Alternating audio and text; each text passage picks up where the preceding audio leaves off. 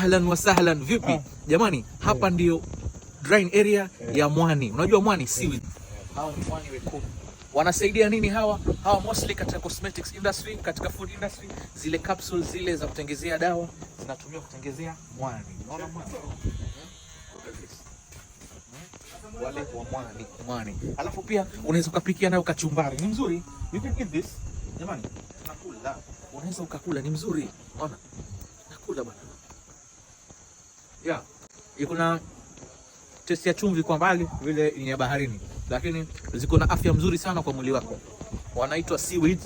We shall be exploring more about seaweeds in the coming days inshallah, na hapa tunafanya drying ya seaweeds jamani. Mwani. Sawa.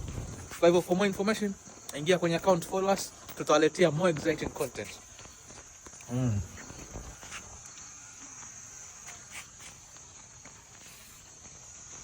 Okay.